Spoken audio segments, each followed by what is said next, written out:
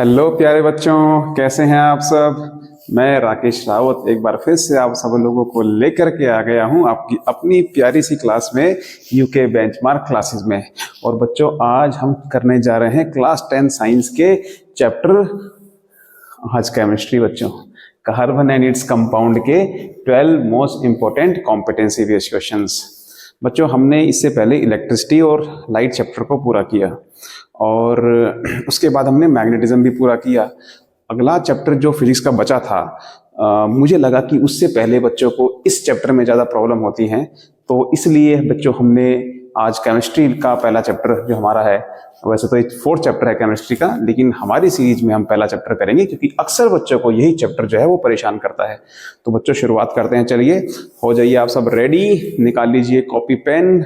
बच्चों, जब भी मैं आपको एक क्वेश्चन करवाता हूँ ना, आप सभी जो है अपने साथ कॉपी पेन और एनसीईआरटी की किताब, ये तीन चीजें आप लेकर के जरूर बैठा कीजिए और क्वेश्चन को रोक करके पहले जो है खुद से उसको करने की कोशिश किया कीजिए। सेकंड नंबर पर बच्चों, अगर आपको नहीं आता है तो सेकंड थिंग आपको क्या करनी है कि आपको जो है एनसीईआरटी से उस कॉन्सेप्ट को ढूंढना है और उसको पढ़ करके और तब आंसर लिखना है। अगर आपको एनसीईआरटी में भी उसका सही से एक्सप्लेनेशन आपको नहीं मिलता है या आप लोगों को दिक्कत होती है, तब भी समझ नहीं आता, तब आप जो है मेरा वीडियो एक्सप्लेनेशन उसे ओपन किया कीजिए। ठीक है, तो चलिए शुरू करते हैं। तो आज हमारा पहला क्वेश्चन है बच्चों, A student took 4 test tubes PQRS, okay, and filled about 8 ml of distilled water in each. ठीक है, after that he dissolved an equal amount of sodium sulfate, potassium sulfate, अच्छा सोडियम सल्फेट P में डाला है, potassium sulphate K में, Q में, और calcium sulphate R test tube में, magnesium sulphate S test tube में। अच्छा, on adding an equal amount of soap solution and shaking each test tube well, a good amount of leather will obtain in which test tube। अच्छा, तो बच्चों 4 test tube लिए इन्होंने, test tube A, ठीक है, test tube A, test tube B, test tube C और test tube D, ठीक है। और चारों टेस्ट ट्यूब में पहले इन्होंने क्या डाला, पानी डाला बच्चों, ठीक है, इक्वल अमाउंट में इन्होंने वाटर डाल दिया, सब में वाटर है। उसके बाद बच्चों P में डाला है इन्होंने सोडियम सल्फेट Na2SO4, इसमें डाला है K2SO4, C में डाला है बच्चों उन्होंने कैल्शियम सल्फेट और D में डाला है उन्होंने मैग्नीशियम सल्फेट। किसमें अच्छे से लेदर बनेगा, लेदर मतलब बच्चों झाग, अच्छे से किसमें बनेगा। तो बच्चों सबसे पहले देखिए सोप जो है, सोप भी डाला उन्होंने चारों में। सोप होता क्या है बच्चों, सोप होता है सोडियम और potassium salt of long chain carboxylic acid. Long chain की कार्बोक्सिलिक एसिड जो ये होती है, लॉन्ग चेन की, उनके सोडियम या फिर पोटेशियम सॉल्ट होते हैं बच्चों, ये सोडियम या पोटेशियम सॉल्ट, ठीक है।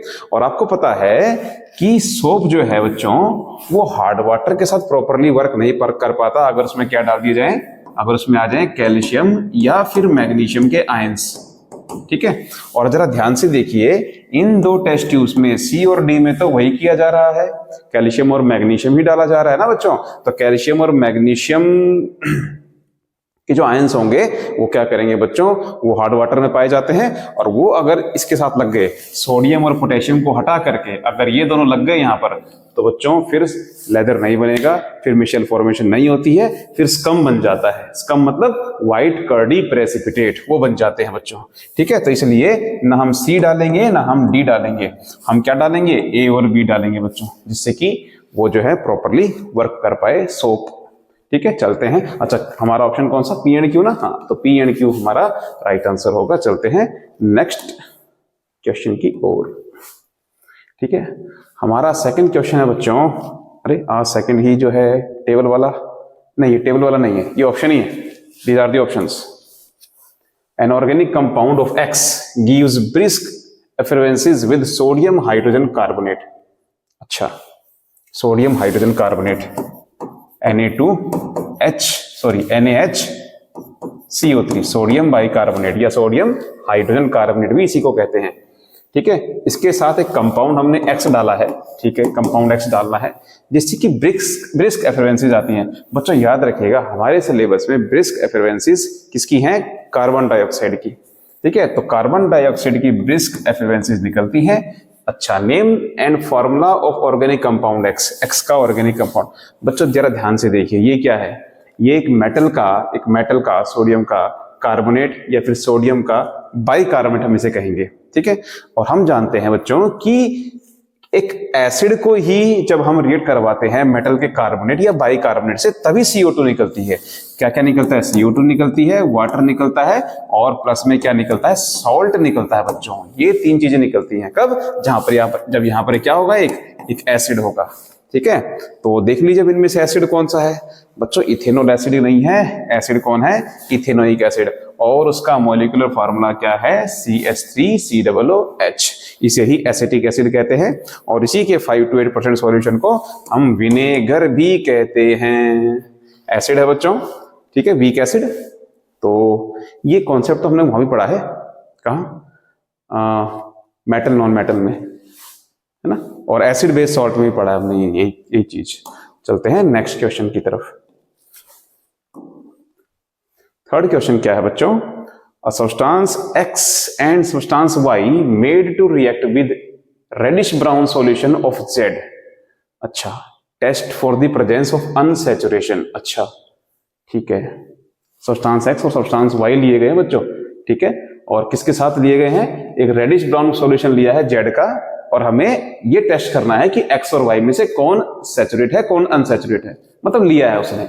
Identify the name and nature of substance X and Y along with the change in Z for these substances from the given options। ठीक है बच्चों, ऐसे क्वेश्चन बड़े ही टिपिकल वाले होते हैं। इन क्वेश्चंस की स्टेटमेंट को बड़ा ही ध्यान से हमें पढ़ने की जरूरत पड़ती है, ठीक है, बड़ी ध्यान से पढ़ना पड़ता है। इसलिए कहता हूं फोकस, ठीक है। अगर आप अभी फोकस नहीं कर पा रहे ना, तो एग्जाम में तो भूल जाइए कि आपसे फोकस होगा, वहां कुछ बुरा ही होगा इससे, ठीक है। इसलिए प्रैक्टिस कीजिए आप। तो कह रहा है कि X बटर है जो कि एक सैचुरेटेड हाइड्रोकार्बन है, Y एक कुकिंग ऑयल है जो कि अनसैचुरेटेड हाइड्रोकार्बन है, Z जो है वो ब्रोमीन होगा जो कि डीकलराइज कर देगा कुकिंग ऑयल को। कुकिंग ऑयल यानी कि अनसैचुरेटेड। हाँ, ये ठीक है बच्चों ऑप्शन। पहले एक बार आगे भी देख लेते हैं।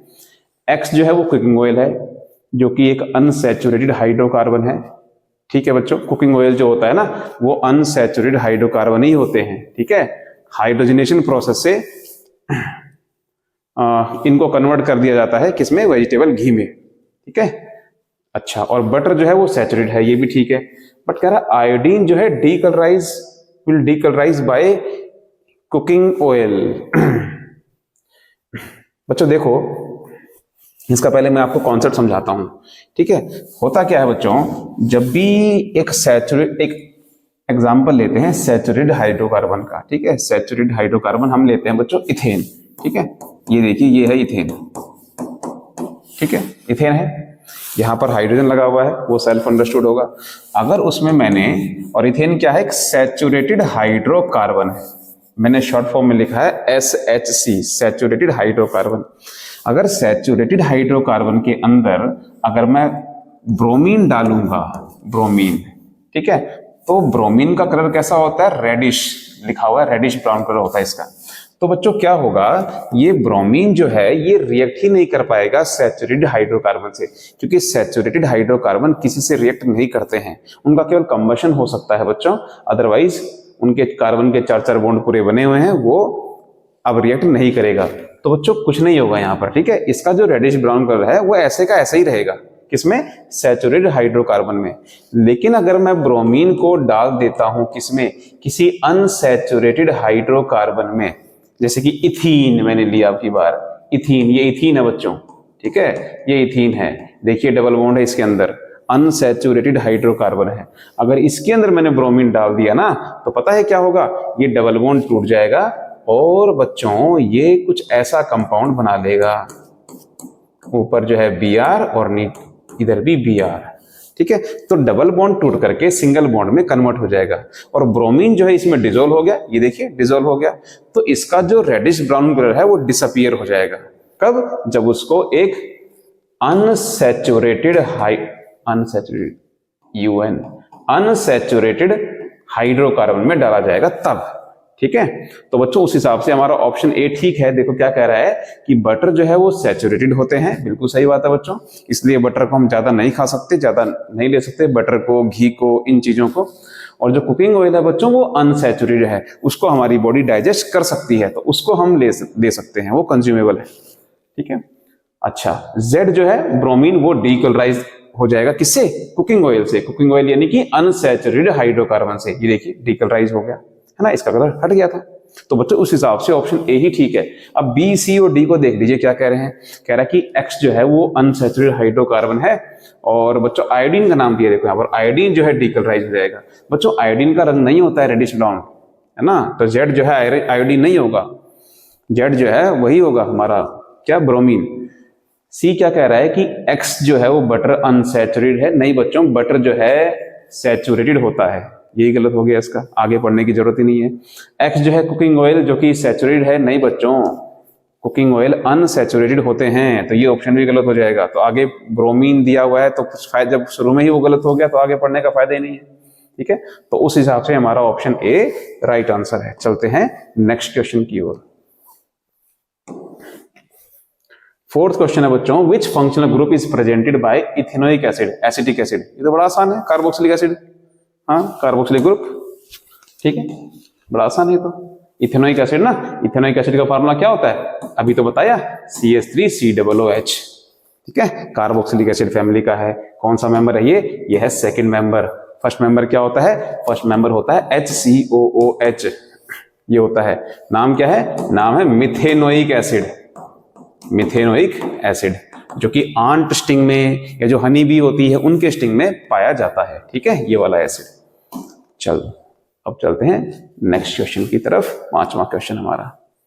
फिफ्थ क्वेश्चन बच्चों फिर से मैच द कॉलम है, ठीक है। पहला क्या है, कंबशन ऑफ इथेनॉल। इथेनॉल का जब कंबशन होता है तो क्या होता है बच्चों, जब भी किसी हाइड्रोकार्बन का कंबशन होगा, C2H5OH, इसका जब कंबशन होगा बच्चों, ठीक है, इसको जब बंद किया जाएगा तो क्या निकलता है बच्चों, तब तीन चीजें निकलनी तय है बच्चों। कौन कौन सा, एक कार्बन डाइऑक्साइड निकलेगा, एक वाटर निकलेगा, और निकलेगी हीट प्लस लाइट, ये चीजें निकलेंगी, ठीक है। तो कहाँ है ऐसा लिखा हुआ, आई थिंक ऑप्शन डी बच्चों, देखिए पूरा, yes, CO2 water and produce with heat, yes. तो पहला जो है, पहला मैच करेगा चौथे से, ठीक है। नेक्स्ट क्या है, oxidation of ethanol with acidified K2Cr2O7। Ethanol का जब ऑक्सीडेशन करते हैं, इथेनॉल बच्चों ये रहा, इसका जब हम ऑक्सीडेशन करेंगे, ऑक्सीडेशन करने के लिए बच्चों उसमें हम पोटेशियम परमैंगनेट, अल्कलाइन KMnO4 या एसिडिफाइड Cr2O7, बच्चों याद रखिएगा हमारे इस चैप्टर में दो ऑक्सीडाइजिंग एजेंट के बारे में बताया है। पहला अल्कलाइन KMnO4 यानी कि पोटेशियम परमैंगनेट, दूसरा एसिडिफाइड K2Cr2O7 यानी पोटेशियम डाइक्रोमेट, ठीक है। ये दोनों ऑक्सीडाइजिंग एजेंट हैं और ऑक्सीडाइजिंग एजेंट ऑक्सीजन प्रोवाइड करने का काम करते हैं। तो इथेनॉल जो है हमारा वो ऑक्सीडाइज होकर के किस में कन्वर्ट हो जाएगा, इथेनोइक एसिड में, यानी कि CH3COOH। ये बात याद रखिएगा बच्चों कि जिस तरह का यहाँ पर अल्कोहल होगा उसी के हिसाब से, उसी के अकॉर्डिंग यहाँ पर कार्बोक्सिलिक एसिड बनेगा, का ये बनेगा, ठीक है, एसिड बनेंगे। अगर यहाँ पर इथेनॉल है तो यहाँ इथेनोइक एसिड होगा, यहाँ प्रोपेनॉल है तो यहाँ प्रोपेनोइक एसिड होगा, ठीक है, ये बात याद रखिएगा। तो करते हैं तो क्या निकलता है, फॉर्मेशन ऑफ एथेनोइक एसिड बनता है, तो बी का हो जाएगा थर्ड। सी क्या है, reaction of ethanol and ethanoic acid. जब भी इथेनॉल और इथेनोइक एसिड बच्चों रिएक्ट करते हैं ना कंसंट्रेटेड H2SO4 की प्रेजेंस में, तो क्या होता है देखिए, तो बनता है ईस्टर, ठीक है। बड़ी ही फेमस रिएक्शन है बच्चों और बड़ी इंपॉर्टेंट भी है।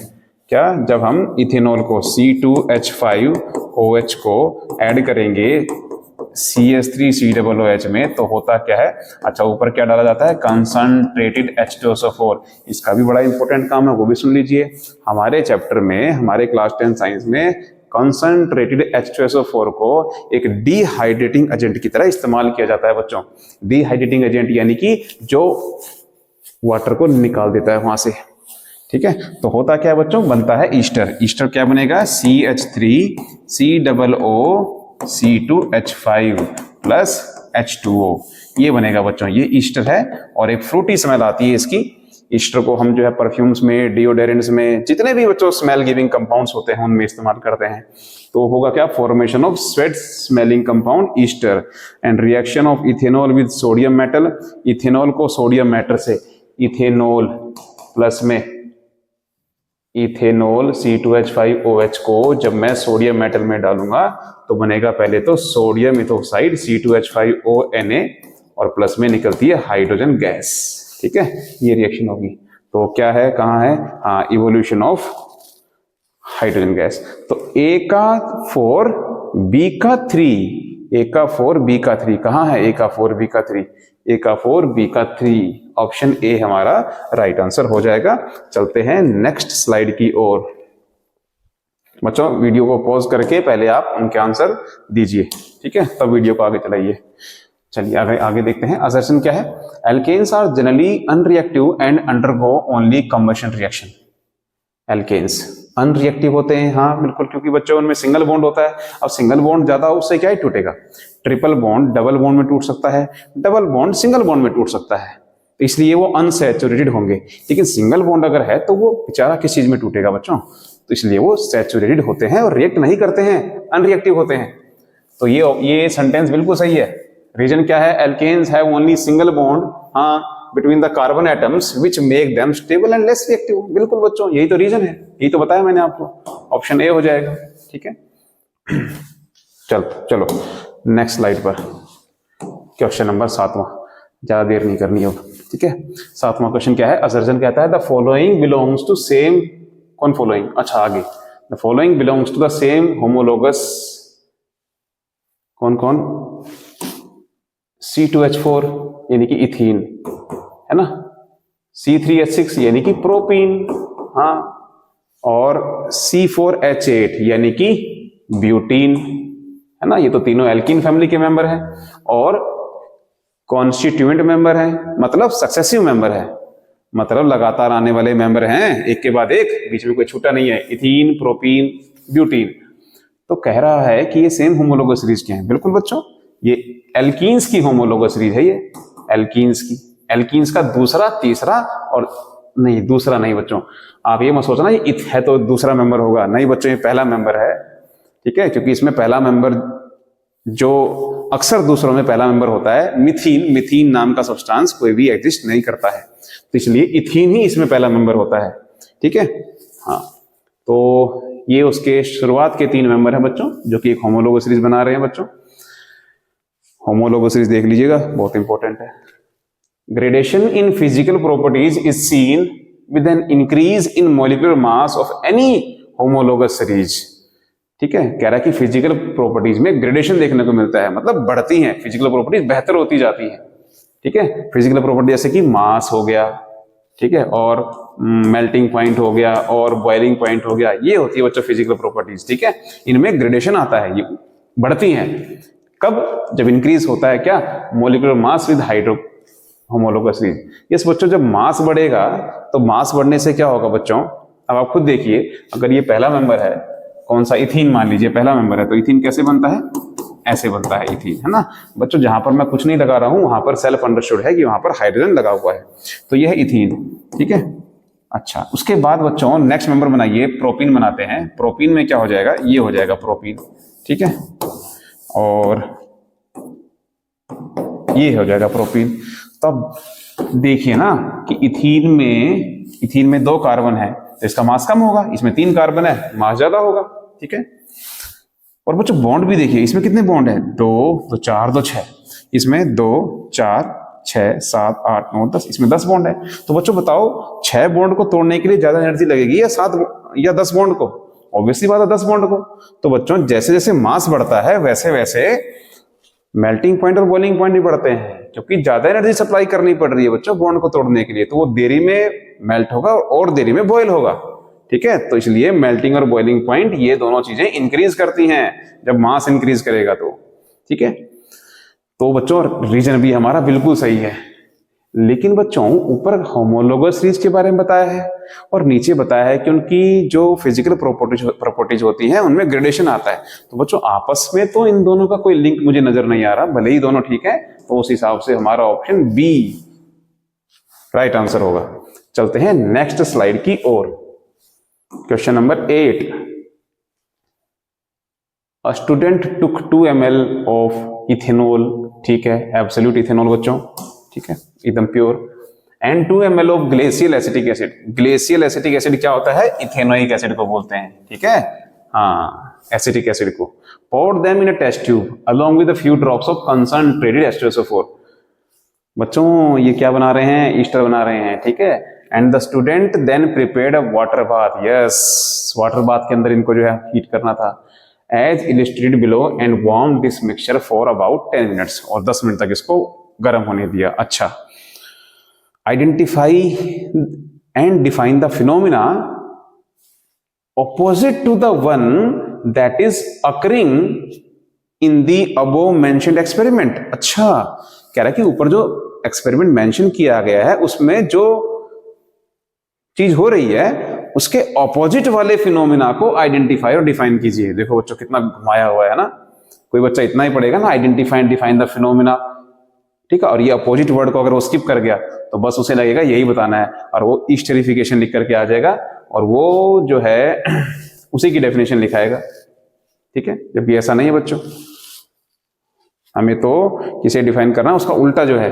अच्छा, ये रिएक्शन कौन सी दे रखी है बच्चों? ये रिएक्शन ईस्टरिफिकेशन की है, ethanoic acid plus ethanol, acid डाला और ईस्टर बन गया, ठीक है, ये है रिएक्शन किसकी? ईस्टरिफिकेशन की। लेकिन हमें इसका उल्टा बताना है, यानी कि ईस्टर जो है किस में कन्वर्ट हो जाता है? तो यस बच्चों, जो ये ईस्टर है ना, ईस्टर कौन सा? ये ईस्टर CH3COOC2H5। कुछ बच्चे कहते हैं कि सर हमें ऐसे ही लिखना का बॉन्ड बना करके। नहीं बच्चों, आप ऐसे भी लिख सकते हो इस चीज को, ठीक है, C2H5। अच्छा, इसमें इसका उल्टा करना है ना, हाँ, तो इसमें जब बच्चों हम NaOH डालते हैं, NaOH, ठीक है, एक बेस डालते हैं, तो होता क्या है, हमें जो है वापस से वो इथेनॉल वापस मिल जाता है, C2H5OH, ये वापस मिल जाता है, और जिस कार्बोक्सिलिक एसिड से हमने उसे बनाया था वही हमें, उसी का सॉल्ट हमें वापस मिल जाता है, इनकी प्लस में CH3COONA, उसका सोडियम सॉल्ट मिलता है वापस, ठीक है, एग्जैक्ट वो नहीं मिलता, उसका सोडियम सॉल्ट मिलता है। तो ये रिएक्शन है बच्चों, ये रिएक्शन है इसकी उल्टी, ईस्टरिफिकेशन की उल्टी। नाम क्या है रिएक्शन का? नाम है सैपोनिफिकेशन, ये नाम है बच्चों रिएक्शन का, ठीक है, सैपोनिफिकेशन, ठीक है, आइडेंटिफाई करना है, सैपोनिफिकेशन डिफाइन करना है, डिफाइन कर देंगे बच्चों फिनोमिना को। सैपोनिफिकेशन क्या होता है? जब हम ईस्टर के अंदर कोई भी अल्कलाइन सॉल्यूशन डालते हैं तो वो वापस से कन्वर्ट हो जाता है सेम इथेनॉल में और सेम कार्बोक्सिलिक एसिड के सोडियम सॉल्ट में, ठीक है, और यही रिएक्शन, ये जो बना है ना बच्चों, यही है सोप का छोटा सा मॉलिक्यूल, इसी को कहते हैं सोप, ठीक है, तो रिएक्शन का नाम हो जाएगा saponification. If the molecular formula of Easter formed is HCOOC2H5, then write the molecular formula of constituent acidic and alcohol। अच्छा, ठीक है बच्चों, जरा ध्यान से देखो, ईस्टर ये है ना, ये बना ईस्टर इन्होंने कहा। बच्चों एक बार पहली रिएक्शन को देखो, अगर ईस्टर ये है हमारा CH3COOC2H5 है ना, ये वाला ईस्टर है, तो बच्चों इसके जो कॉन्स्टिट्यूएंट एसिड और इथेनॉल एसिड और अल्कोहल कौन से थे बच्चों? ये देखो पीछे, ये C2H5 है ना, ये C2H5 कहां से आया? ये C2H5 आया यहां से, इथेनॉल से, C2H5 यहां पर भी है, और ये जो CH3 आया है ना, ये कहां से आया है? ये आया है यहां से, ये रहा CH3, ठीक है, ये यहां से आया है। लेकिन बच्चों जो इसने सेकंड पार्ट में कहा है, कह रहा है ईस्टर जो बना है ना, अब क्या बना है? HCOOC2H5, ठीक है, तो बच्चों यहां तो C2H5 था, यहां भी C2H5 है, ठीक है, यानी हमारा इथेनॉल तो वही रहेगा C2H5OH, ठीक है, लेकिन जो यहां पर CH3 था, लेकिन यहां CH3 नहीं है, यहां पर केवल H है बच्चों। इसका मतलब जो इसका एसिड बनेगा ना, वो इथेनोइक एसिड नहीं होगा, वो कौन सा होगा? वो इससे पहले वाला मेंबर होगा, यस, वो होगा मिथेनोइक एसिड, HCOOH, ठीक है, इन दोनों को रिएक्ट करवाया तब जाके ये वाला ईस्टर बना है, ठीक है, समझ गए ना कि भाई यहाँ पे C2H5OH है, तो वो C2H5OH कहां से है? इथेनॉल से आया। यहाँ CH3 है, ये CH3 कहाँ से आया, ये इथेनोइक एसिड के CH3 से आया है। लेकिन यहाँ पर CH3 नहीं है ना, यहाँ पर H है, इसका मतलब यहाँ पर इथेनोइक एसिड नहीं होगा, यहाँ पर कौन सा होगा, मिथेनोइक एसिड। तो बच्चों काफी अच्छा क्वेश्चन था, ठीक है, ध्यान रखना है, मिथेनोइक एसिड है, मिथेनोइक एसिड। तो ये होंगे इसके दो कॉन्स्टिट्यूएंट, एसिड और कॉन्स्टिट्यूएंट एल्कोहल, ठीक है। चलो चलते हैं नेक्स्ट क्वेश्चन पर। Refer to illustration given below, क्या इलिस्ट्रेशन दे दिया भाई, अच्छा वेजिटेबल ऑयल को, वेजिटेबल ऑयल है, ठीक है, और उसका हाइड्रोजनेशन किया, ठीक है, और हाइड्रोजनेशन करने के बाद बच्चों हाइड्रोजनेशन कैसे करते हैं, ये अनसैचुरेटेड हाइड्रोकार्बन का होता है, ये अनसैचुरेटेड हाइड्रोकार्बन है, उसमें हाइड्रोजन डाली जाती है, साथ में निकिल नाम का कैटलिस्ट जो है उसको डाला जाता है, और उसके बाद बच्चों जो हमारे अनसैचुरेटेड हाइड्रोकार्बन है वो सैचुरेटेड हाइड्रोकार्बन में, यानी कि घी में, ठीक है, घी में उसमें कन्वर्ट हो जाते हैं, ठीक है। Explain why this process increases the melting point of product in terms of carbon carbon bonding. अच्छा, ये अनसैचुरेटेड हाइड्रोकार्बन बच्चों, इनमें क्या होता है, डबल बॉन्ड पाया जाता है, डबल या ट्रिपल बॉन्ड पाया जाएगा। ये होते हैं सैचुरेटेड हाइड्रोकार्बन, इनमें सिंगल बॉन्ड पाया जाता है। बच्चों जब भी डबल बॉन्ड कन्वर्ट होता है ना सिंगल बॉन्ड में, तो ध्यान रखना हमेशा उसकी जो पैकिंग है वो और क्लोज आती है, उसके पार्टिकल्स और टाइटली पैक्ड हो जाते हैं, वो लिक्विड से सॉलिड स्टेट में आ जाते हैं और उनकी डेंसिटी बढ़ जाती है बच्चों, ठीक है, अगर कार्बन कार्बन बॉन्ड जब टूट करके सिंगल बॉन्ड में आ जाता है तब, ठीक है, तो उस समय उनकी डेंसिटी बढ़ जाती है, डेंसिटी बढ़ने से वो और जो है बच्चों टाइट हो जाते हैं, जिससे उनका मेल्टिंग पॉइंट और बॉइलिंग पॉइंट दोनों के दोनों बढ़ जाते हैं, ठीक है, यस। तो सैचुरेटेड वालों का मेल्टिंग और बॉइलिंग पॉइंट ज्यादा होता है as compare to unsaturated hydrocarbon. Suggest one health concern associated with excessive consumption of hydrogenated fats and relate it to the type of bonds formed. अच्छा बच्चों, हाइड्रोजनेटेड फैट्स, बच्चों ये जो घी है ना, घी ये हाइड्रोजनेशन से तो बना है, ठीक है, और घी में फैट तो होता ही है, तो यही है हमारे क्या, हाइड्रोजनेटेड फैट्स, ठीक है, घी, कुकिंग ऑयल, ये सब हमारे क्या है, हाइड्रोजनेटेड, इनका हाइड्रोजनेशन किया गया है, ठीक है, ये सब हमारे हाइड्रोजनेटेड फैट्स हैं बच्चों। इनका ज्यादा कंजप्शन से क्या हेल्थ कंसर्न है बच्चों, जब इनको हम ज्यादा कंज्यूम कर लेते हैं ना बच्चों, तो ज्यादा कंज्यूम करने से बच्चों हमारी जो हार्ट है, जो कार्डियोमस्कुलर जो हमारी मसल्स हैं बच्चों ना, तो उनमें चॉकिंग आ सकती है बच्चों। एक्चुअली जब हम ऐसी फैटी चीजें खाते हैं तो उससे हमारा जो ब्लड है बच्चों थिक हो जाता है और उसकी supply through our blood vessels वो मुश्किल हो जाती है, तो उनमें चॉकिंग आ सकती है बच्चों, ठीक है, जिससे हार्ट अटैक आने की प्रॉब्लम्स बढ़ सकती हैं, कोलेस्ट्रॉल जो है वो बढ़ जाता है बच्चों हमारा, अगर हम ऐसी ज्यादा तली हुई चीजें खाते हैं तो ये हेल्थ कंसर्न इसमें आपको लिखना है, ठीक है। क्या लिखेंगे, कार्डियो, ठीक है, मस्कुलर ब्लॉकेज हो सकती है, ब्लॉकेज उसके, कोलेस्ट्रॉल जो है उसका लेवल बढ़ जाएगा, मतलब ब्लड जो है हमारा वो क्या हो जाएगा, थिक हो जाएगा, ठीक है, और हार्ट से रिलेटेड हमें जो है प्रॉब्लम हो जाएगी, हार्ट अटैक भी, हार्ट का अटैक वो भी हमें आ सकता है, ठीक है। चलते हैं नेक्स्ट क्वेश्चन की ओर। 10th, compound X is formed by reaction of carboxylic acid. अच्छा, ये कार्बोक्सिलिक एसिड है, ठीक है, इसको हम CH3COOH भी लिख सकते हैं बच्चों, ठीक है, मोलिकुलर फार्मूला सेम है, बस थोड़ा सा उसे रीअरेंज करके लिखा गया है। और एक alcohol in the presence of few drops of H2SO4, ये तो फिर से वही बन रहा है बच्चों, एस्टर बन गया। The alcohol on oxidation with alkaline KMnO4 followed by acidification. अच्छा हाँ ठीक है, एल्कोहल का अगर ऑक्सीडेशन करते हैं अल्कलाइन KMnO4 की प्रेजेंस में, तो उससे जो है वापस कार्बोक्सिलिक एसिड मिल जाता है, ठीक है, वही carboxylic acid. Give the names and structure of, अच्छा कार्बोक्सिलिक एसिड, यस बच्चों, जब हमने C2H5OH का बता दिया था मैंने पिछली स्लाइड में, उसमें जब हम क्या करते हैं उसका ऑक्सीडेशन करते हैं, यानी कि उसमें जब हम क्या डालते हैं अल्कलाइन अल्कलाइन KMnO4 डालते हैं तो क्या बन जाता है, हाँ तो क्या बन जाता है CH3COOH, उसका ऑक्सीडेशन हो जाता है। ठीक है, बिल्कुल सही बात है। तो कह रहा है कि उसका क्या दीजिए, यदि नेम्स एंड द स्ट्रक्चर हो। अच्छा स्ट्रक्चर बच्चों नेम हो जाएगा ethanoic acid, ethanoic acid, ethanoic acid. और स्ट्रक्चर बनाना है बच्चों, चलो स्ट्रक्चर बनाते हैं। देखो कितने कार्बन है, 2 कार्बन, तो 2 कार्बन बनाए। सेकंड कार्बन जो है वो फंक्शनल ग्रुप का है, तो उसके साथ फंक्शनल ग्रुप लगेगा।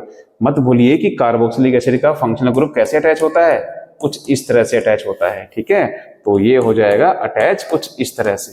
ठीक है, और पहले वाले कार्बन की वैलेंसी पूरी करनी है, यहाँ पर हाइड्रोजन लगा देना है, तो ये हो जाएगा स्ट्रक्चर फॉर्मूला। एल्कोहल का ही बताना है बच्चों। एल्कोहल का वो कौन सा एल्कोहल है, मिथेनॉल है,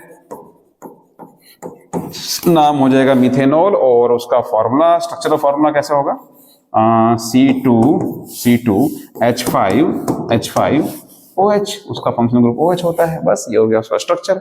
द कंपाउंड X कौन है भाई, अच्छा ईस्टर है, ईस्टर का ही बनाना है। Also right the reactions involved, reaction कौन सी इन्वॉल्व है बच्चों, पिछले स्लाइड में लिख चुका हूं मैं, एसिडिफिकेशन की, सॉरी एसिडिफिकेशन नहीं, ईस्टरिफिकेशन की रिएक्शन। ठीक है, वो लिख चुका हूं। अच्छा उसका नाम लिख दिया, नाम मैं लिख देता हूं बच्चों, CH3COOC2H5, ये हो जाएगा ईस्टर। ठीक है, चलते हैं नेक्स्ट क्वेश्चन की ओर।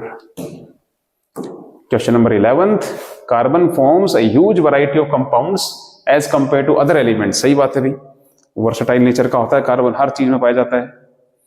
Explain how following properties of carbon contribute to this versatility. अच्छा बच्चों कार्बन की वर्सेटिलिटी के ये 3 रीजन ही होते हैं, पहला कैटिनेशन, दूसरा टेट्रावैलेंसी और तीसरा ability to form multiple bonds. Multiple bonds यानी कि सिंगल बॉन्ड के अलावा डबल और ट्रिपल बॉन्ड भी वो बनाता है। ठीक है, कैटिनेशन क्या होती है, पहले क्वेश्चन को पूरा पढ़ लेते हैं। Support your answer with one example of each property. देखो हर प्रॉपर्टी का आपको एग्जांपल देना है। तो कैटिनेशन क्या होती है बच्चों, सेल्फ लिंकिंग प्रॉपर्टी, जिससे कार्बन जो है वो दूसरे कार्बन से सेल्फ खुद से लिंक कर जाता है और लॉन्ग लॉन्ग चेन बनाता है। ठीक है, जरूरत पड़ने पर ब्रांचिंग भी करता है, जरूरत पड़ने पर रिंग्स भी बनाता है। ठीक है, तो इसी प्रॉपर्टी को self linking property, self linking property, ठीक है, कार्बन की, जिससे वो दूसरे से खुद ब खुद लिंक कर जाता है। और क्या क्या बनाता है, लॉन्ग चेन बनाता है। लॉन्ग चेन बनाने के बाद के अलावा ब्रांचिंग भी करता है, ब्रांच्ड चेन, ई है पूरा, ईडी, ब्रांच्ड चेन भी बनाता है। और इसके अलावा क्या करता है, रिंग्स भी बनाता है बच्चों। ठीक है, रिंग्स भी बनाता है। ठीक है, तो इस प्रॉपर्टी को हम कैटिनेशन कहते हैं। कैटिनेशन का एग्जांपल दो, देखो ना कैटिनेशन का एग्जांपल, ये क्या है, प्रोपीन। ठीक है, इसके अलावा वो एक कार्बन और जोड़ देगा, या 5 जुड़ जाएंगे, तो 5 जुड़ के क्या बना देंगे, पेंटीन। सॉरी, ये है प्रोपेन और ये है पेंटेन। सॉरी बच्चों, मैंने ईन बोल दिया, एन आएगा वहां पर। ठीक है, प्रोपेन और पेंटेन। ठीक है, सेल्फ लिंकिंग प्रॉपर्टी से ही जो है बच्चों जो क्रिस्टल्स होते हैं बच्चों डायमंड के, वही बनते हैं। टेट्राहेड्रल 3 डायमेंशनल क्रिस्टल होता है। ठीक है, 3D स्ट्रक्चर होता है डायमंड का। और ग्रेफाइट का देख लीजिए, ग्रेफाइट जो है वो 2D की लेयर बनाता है, हेक्सागोनल शीट्स बनाता है। ठीक है, तो खुद ब खुद बना रहा है बच्चों, सेल्फ लिंकिंग प्रॉपर्टी, नाम है कैटिनेशन। अगला है बच्चों टेट्रावैलेंसी। टेट्रा का मतलब होता है 4 और वैलेंसी का मतलब जानते हैं बच्चों, तो जिसकी 4 वैलेंसी होती है। कार्बन की 4 ही वैलेंसी तो होती है। कार्बन का जो कॉन्फ़िगरेशन रहता है, इलेक्ट्रॉनिक कॉन्फ़िगरेशन, वो रहता है 2,4, तो इसलिए उसकी वैलेंसी कितनी रहती है, 4 रहती है। वो 4 तरफ से बॉन्ड बनाता है बच्चों। मीथेन देख लीजिए, मीथेन। ठीक है, इसका एग्जाम्पल क्या हो जाएगा, मीथेन हो जाएगा। कर दिया हमने सपोर्ट करना ना, सपोर्ट करना है, तो मीथेन सपोर्ट कर रहा है टेट्रावैलेंसी को, 4 वैलेंसी होती है। Ability to form multiple bonds, double और ट्रिपल बॉन्ड, यस बच्चों। ठीक है, अब जैसे प्रोपेन है, प्रोपेन ये बनाया मैंने, ऐसे प्रोपीन भी बन सकता है, प्रोपीन ही बन सकता है, ये बन गया प्रोपीन। ठीक है, डबल बॉन्ड में। प्रोपाइन भी बन सकता है, प्रोपाइन भी बन सकता है। ठीक है, प्रोपाइन भी बन सकता है, ये बन गया प्रोपाइन। ठीक है। तो सिंगल बॉन्ड के साथ साथ डबल बॉन्ड और ट्रिपल बॉन्ड ही बनाता है बच्चों, इसी का नाम है, इसी को कहते हैं ability to form multiple bonds. तो तीनों को हमने सपोर्ट कर दिया है। एक एक एग्जांपल दे करके चलते हैं नेक्स्ट क्वेश्चन की ओर। लास्ट क्वेश्चन हमारा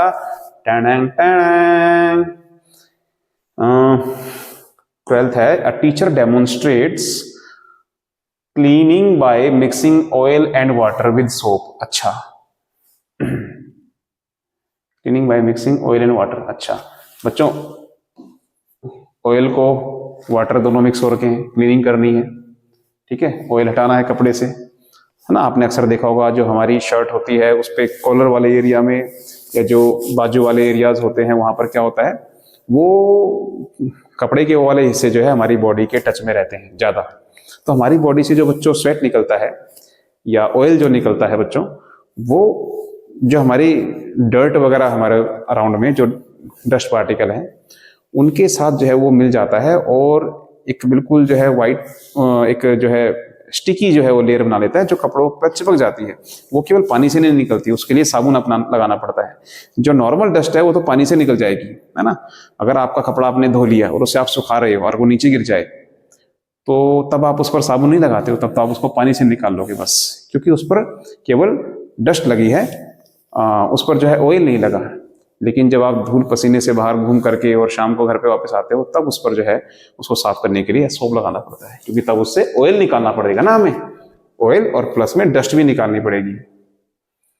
she explains the soap molecule have a hydrophilic head attached to water, attracted to water, and hydrophobic tail attracted to oil, forming spherical structure called micelle that traps dirt. सही बात है। What is the specific name and structure formed by soap molecule in water? अच्छा, तो बच्चों पहले तो structure देखिए soap का। सोप का एक मोलिक्यूल, उसका स्ट्रक्चर कुछ ऐसा होता है बच्चों, ठीक है। ये है सोप का स्ट्रक्चर, और जिसके नाम क्या है ना, नाम बताइए। इसका नाम है बच्चों नहीं, ये तो सोप का स्ट्रक्चर है, इसका नाम कुछ नहीं है। इसका क्या होता है, एक टेल होती है और इसका एक हेड होता है बच्चों। ये वाला जो पार्ट है ना इसका हेड टेल वाला, ये इसका कौन सा पार्ट है। अच्छा, पहले मैं आपको सोप का फॉर्मूला लिख के दिखाता हूँ। C17H35 COONA, ये वाला। तो ये जो C17H35 वाला जो पार्ट है ना, वो ये टेल वाला पार्ट है, ठीक है, टेल वाला पार्ट। और ये हाइड्रोकार्बन से मिलके बना हुआ है, तो इसको बोलते हैं हाइड्रोकार्बन। हाइड्रोकार्बन की टेल है ये, ठीक है। और ये जो ये वाला पार्ट है ना बच्चों, हेड, ये इसका आयनिक पार्ट होता है। देखो COO नेगेटिव Na पॉजिटिव, ये आयनिक पार्ट होता है इसका, ठीक है। आयनिक पार्ट होता है, आयनिक पार्ट रहता है, ठीक है। और जब बच्चों ये सोप का मॉलिक्यूल पानी में जाता है और अटैक करता है ना, किस पर, डर्ट पर, तो बच्चों उसका जो ये वाला हिस्सा रहता है टेल वाला, ये जाता है डर्ट की तरफ। ये वाला हिस्सा डर्ट की तरफ जाता है, टुवर्ड्स डर्ट, डर्ट की तरफ जाएगा, ठीक है। और ये वाला हिस्सा किसकी तरफ जाता है, वो ये पानी की तरफ रहता है, पानी की तरफ रहता है। क्योंकि ये पानी की तरफ रहता है तो बच्चों ये वाटर लविंग एंड है, वाटर से लव है इसको। वाटर लविंग एंड यानी कि वाटर को कहते हैं हाइड्रो, और लविंग मतलब फिलिक, फिलिक, ये हाइड्रोफिलिक है। और ये वाला कौन सा है, ये पानी से दूर रहता है, क्योंकि उसको पानी से लगता है डर। डर को कहते हैं फोबिया। फोबिया, फोबिया किससे, फोबिया, हाइड्रो से। हाइड्रो से मतलब वाटर से। तो ये हाइड्रोफोबिक, फोबिया नहीं लिखना है, फोबिक एंड है, और वो हाइड्रोफिलिक एंड है, ठीक है। तो ये मैंने बच्चों पूरा सोप का जो मॉलिक्यूल है उसका स्ट्रक्चर मैंने एक्सप्लेन कर दिया है। ये वाला पार्ट आयनिक पार्ट है, COONA वाला पार्ट है ये वाला, ठीक है। तो ये है बच्चों सोप का पूरा एक मॉलिक्यूल। ऐसे बहुत सारे मॉलिक्यूल्स, लाखों मॉलिक्यूल जो है पानी के अंदर जाते हैं और डर्ट को ऐसे बीच में घेर लेते हैं। ये डर्ट है बच्चों, और डर्ट को घेर करके देखो ऐसे घेर लिया, सोप के जो है काफी सारे मॉलिक्यूल्स ने इस तरह से उसको घेर लिया, इसको डर्ट को घेर लिया, ठीक है। देखो, तो इस खास तरह के स्ट्रक्चर का नाम, इस यूनिक ओरिएंटेशन का नाम, जिसमें बहुत सारे सोप के मॉलिक्यूल्स बीच में डर्ट को या ऑयल को घेर लेंगे, ठीक है, और उसको जो है अलग कर देंगे कपड़े से। तो इस खास ओरिएंटेशन का नाम क्या है बच्चों, मिशेल, ठीक है। उसी का नाम पूछ रहा है, मिशेल फॉर्मेशन हुई है, ठीक है। और जब हम मैकेनिकली रब करते हैं, स्क्रबिंग करते हैं, उसे रगड़ते हैं या बीट करते हैं किस चीज से, थापी से, थापी सुना है आपने, उससे जब बीट करते हैं तो बच्चों जो डर्ट है वो लूज हो जाती है कपड़े के सरफेस से और जो है वो उससे डिटैच हो जाती है। ठीक है, अच्छा तो स्पेसिफिक नेम बताना है, मिशेल, स्ट्रक्चर बनाना है उसका सोप मोलिक्यूल्स का पानी में, तो ये मैंने बना दिया है। ठीक है, सोप मोलिक्यूल का अलग से भी मैंने स्ट्रक्चर बनाया था और डर्ट को कैसे घेरा हुआ है वो भी मैंने बना दिया। ये है मिशेल आपका। How do these molecule help in removing only oil dirt from clothes. ठीक है, ये मैंने एक्सप्लेन कर दिया बच्चों। जब सोप का मोलिक्यूल जो है पानी में जाता है बहुत सारे, तो जो उसके हाइड्रोफोबिक एंड्स रहते हैं वो डर्ट की तरफ रहते हैं, हाइड्रोफिलिक एंड जो है वो पानी की तरफ रहते हैं और इस तरह से वो डर्ट को बीच में घेर लेते हैं और मैकेनिकली और इस तरह से बीट करने के बाद जो है वो उससे कपड़े के सरफेस से अलग हो जाते हैं। This is cleansing action of soap. Why do detergents work better than soap in hard water.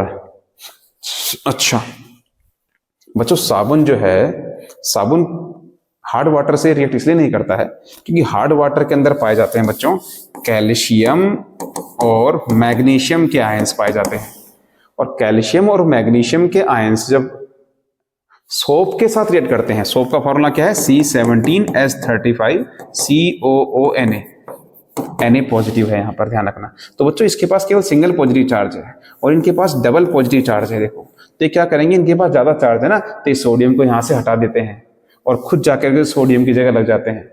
ठीक है, हाँ, तो उससे क्या होता है, ये कैल्शियम और मैग्नीशियम का सॉल्ट बन जाएगा और कैल्शियम और मैग्नीशियम के सॉल्ट जो है बच्चों वो वाटर में इनसोल्यूबल होते हैं, insoluble in water, insoluble in water.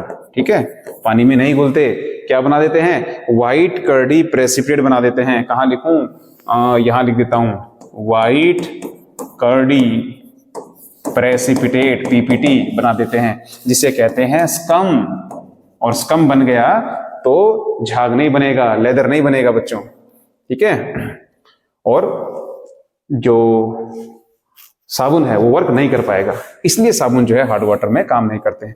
लेकिन जो डिटर्जेंट्स रहते हैं बच्चों, डिटर्जेंट जो है वो सोडियम या पोटेशियम सॉल्ट नहीं होते हैं साबुन की तरह। डिटर्जेंट्स क्या होते हैं, वो सल्फोनेट सॉल्ट्स होते हैं बच्चों। ठीक है, सल्फोनेट सॉल्ट के होते हैं, तो उनको जो है कैल्शियम और मैग्नीशियम के आयन जो है वो डिस्प्लेस नहीं कर पाते हैं। ठीक है, इसलिए बच्चों उसमें ना तो व्हाइट कर्डी प्रेसिपिटेट बनते हैं और ना ही उसमें स्कम बनता है, किसमें, डिटर्जेंट्स में। ठीक है, तो इसलिए डिटर्जेंट जो है वो अच्छे से काम करते हैं बच्चों। ठीक है, तो आई थिंक आपको समझ में आ गया होगा और नेक्स्ट क्वेश्चन तो खत्म ही हो गया बच्चों। Thank you so much. ये बड़ा प्यारा लगता है लास्ट में ना, हर बार मैं एक नया वो लगाता हूं। चलिए बच्चों, thank you so much and video को देखने के लिए आई होप वीडियो आपके लिए बड़ा ही हेल्पफुल रहा होगा बच्चों। ठीक है, थैंक यू। जय हिंद, जय भारत, जय उत्तराखंड, नमस्कार।